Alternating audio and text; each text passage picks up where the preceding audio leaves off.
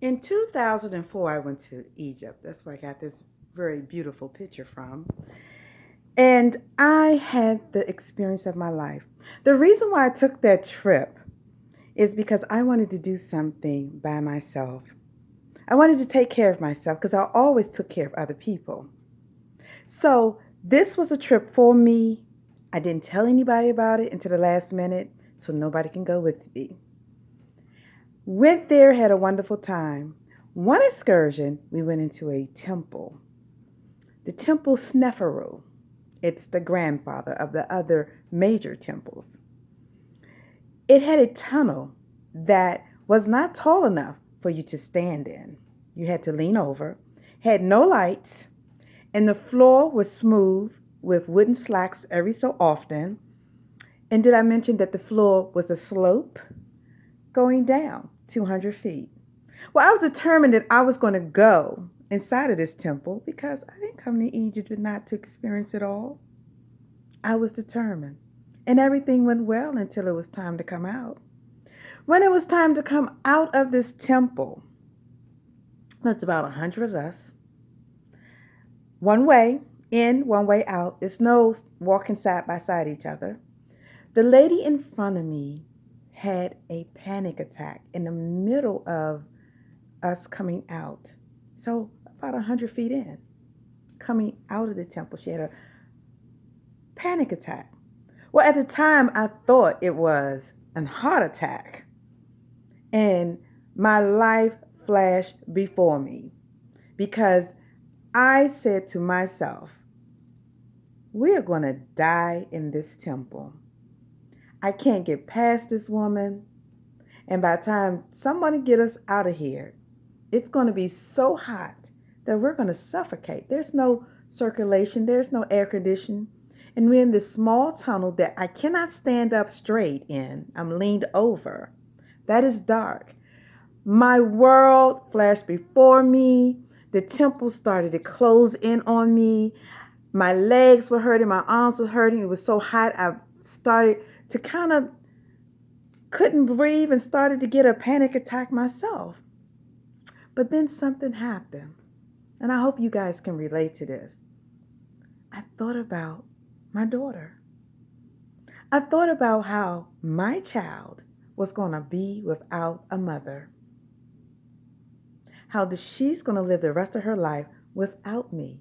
And I couldn't have that. And before I knew it, the strength came over me that I never knew that I had. I grabbed the woman from the back of her shirt and told her to get her butt up. We're getting out of here today. She got up because she was so shocked because I did use some choice words, but I'm not going to use it on you guys. I wasn't as nice as I'm sounding right now. But I told her to get her butt up. We're getting up out of here. I'm not getting stuck down here in no temple. I didn't come all the way to Egypt to die.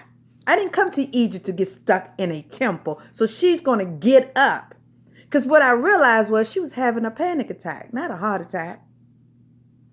The man behind me, about 50 people behind me, he realized that this woman was able to get up and move. And he roared like a lion. Keep moving. Don't stop. You can hear his voice echo through the whole tunnel. And this woman got up and I pushed and I pushed and I pushed and I pushed her until we got to the top. Let me tell you, in the midst of that adrenaline going inside of me, I didn't feel no heat. My legs didn't hurt no more. All I saw was the light at the end of the tunnel. Literally, you could see the light at the end of this tunnel because this tunnel was dark and the sunlight was at the end. And all I could say to myself is, I'm going to get to the end of this tunnel. And this woman will not stop me from getting in it. If I have to carry her myself, if I have to push her the whole way up there, I'm going to push her the whole way up there. Now listen to me. We all got this energy that comes through us when we need it. We've been taught not to use it. We've been taught the proper thing to do as a woman, a proper thing to do as a gentleman is not let this energy come through. But sometimes it's time for you to go into warrior mode and say, it's not happening.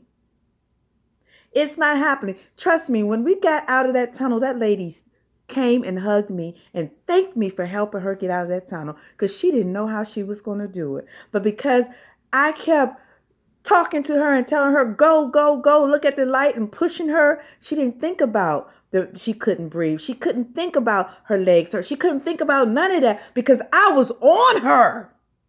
I was on her. I was pushing her. And the man behind me was hollering, screaming, roaring like a lion. Keep moving, keep moving. We was giving her that energy that she needed to keep going. And that's what we did.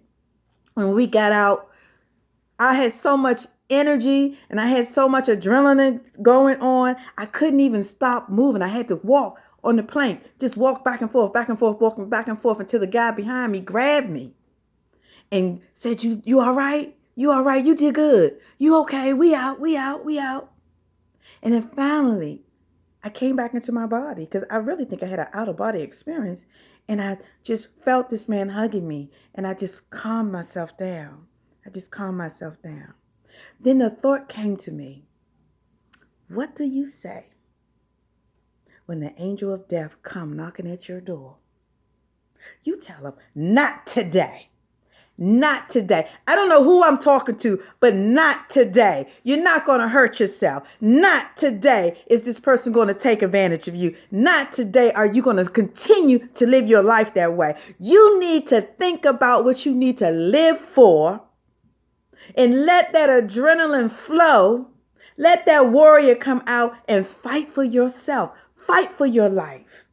Don't get stuck in Egypt in the tombs. I went to visit the tombs. I didn't go there to die. And I wasn't going to die. And I wasn't going to let anybody else die. And matter of fact, the people behind me thanked me. Was like, we thought we were going to get stuck. But we heard you screaming at that woman, pushing that woman, telling that woman to go. That we started moving forward. We had hope. So you probably got some people waiting on you to get yourself together so you can help them. It's not just about you. God didn't put you here just for you. He put you here for other people as well. So not today do you say to the angel of death. Not today do you say to depression, lack, and all these negative things that want to come at you. Not today, okay? This is what I need you to say. Not today. This is Evangeline Hightower, also known as the Red Phoenix. I'm always pulling you out of the ashes so you can